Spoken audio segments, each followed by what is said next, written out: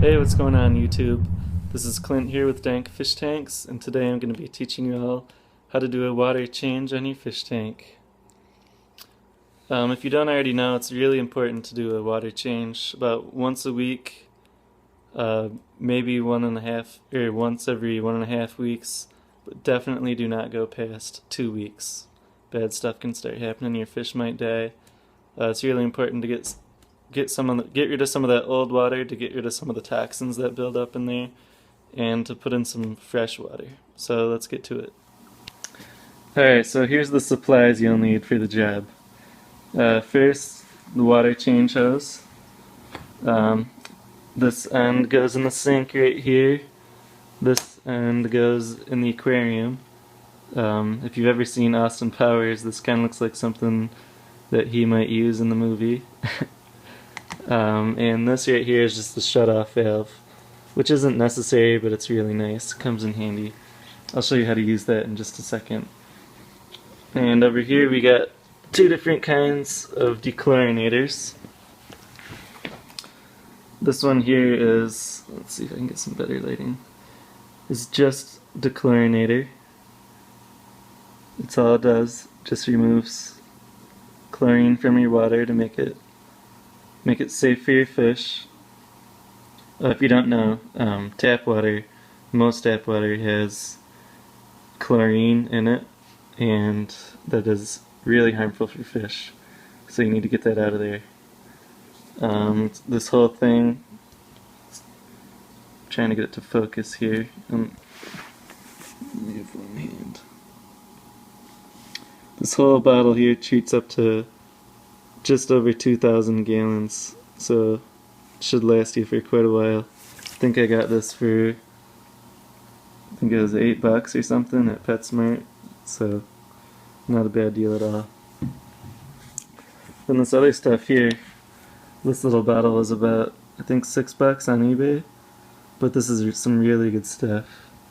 As you can see on there, it removes ammonia, nitrates, and nitrites, removes chlorine and chloramine, and it gives the fish a slime coat, which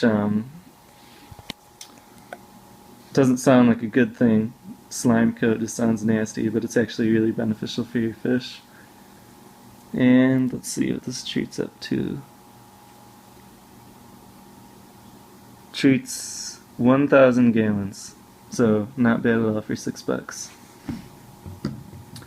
And the last thing you need right here, if you have one of these, it should come with one of these, is just an attachment that hooks into a standard sink, and then you hook the hose up to this. This is what you use to get your siphon started.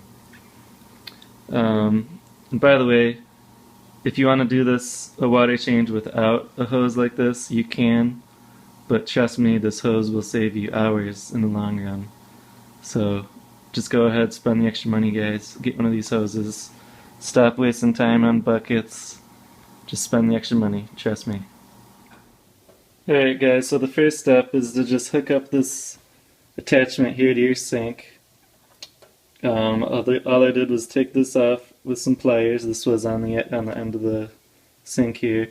And then just screw this in. This has a function on it where you can drain water,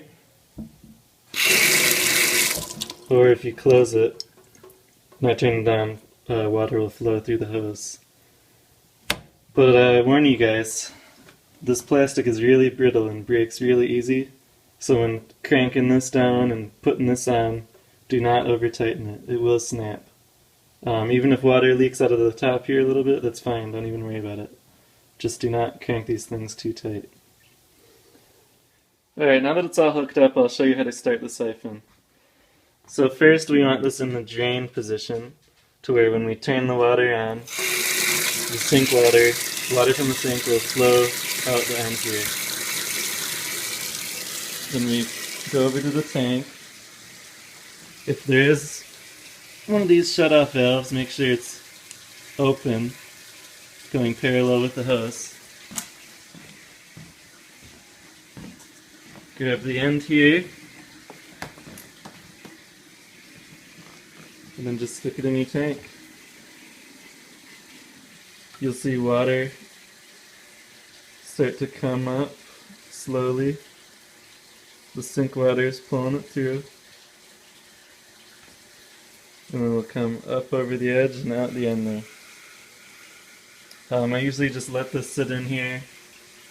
I haven't had a problem with my fish getting sucked up yet. I think they usually feel the pressure of the water and then just swim away from it. Anyways, I'll show you what's next. Head back to the sink. Or first, if you have one of these, shut your valve in the off position. Go to the sink. Shut your water off. And if your tank is higher than your sink, if your tank is higher than your sink, you don't have to do what I'm doing. But in my case, my sink is actually higher than my tank, so I have to unhook this.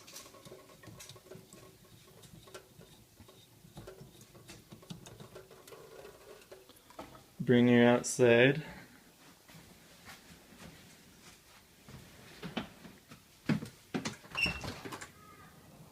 And then I just toss the hose on the ground out here. You stay, Hershey. This is my pup, Hershey here. Come back to your shut-off valve. Turn it in the on position. And now you got a siphon going. Your water's draining right now.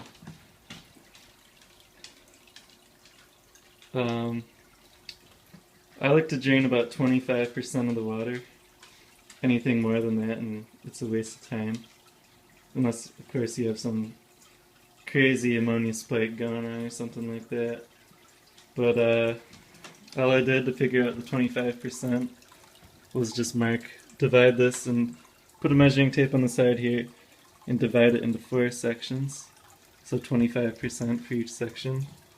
And I marked it just with a Sharpie on the side there. So once the water gets there, it'll be 25%. Alright, so I'll pause the video and then get back to you once it's all drained. Alright guys, so we got about 25% of our water drained. And now it's time to fill her back up. But before we do, we can't forget to put our dechlorinator in. So I like to alternate between the two. You don't put them both in at the same time. Because all this one does is take the chlorine out of the water. But like I said earlier, this one has a bunch of other benefits to it. Removes toxins, nitrates, ammonia, and it's a dechlorinator as well. And it provides a slime coat. So I'm going to go with this one this week. I already have it measured out in my little cap here. 1 milliliter will treat 10 gallons. So I drained 10 gallons, now I'm going to toss in 1 milliliter. And it's as simple as just pouring it in there. And then once you start filling it back up with water, it'll mix those chemicals around real good. And make sure to get the chlorine out of your water. Alright, so the next step is we go back to the sink and put this to the fill position. That way when we turn the water on, water will go through the hose to the tank. And I like to start out slow just to make sure the hose doesn't pop out while it's over there. Alright, so that's good. So I'm going to go ahead and fill it. And while it's filling, I just make sure the water temp is pretty close to the temperature in the tank. You don't want it to be too hot or too cold. It could send your fish into shock. So yeah, it feels about good right there. This is like I was saying earlier, it will leak a little bit, but that's fine. I'd rather have it leak than crank that down too hard and snap the plastic.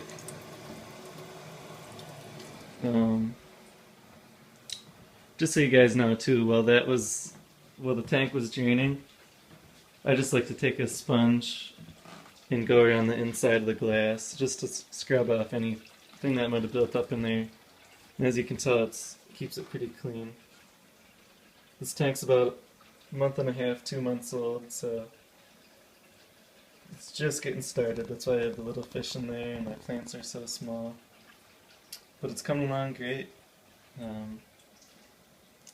I've been into this hobby for about 3 years now, so I'm going to be sharing some stuff with you guys over the next few months.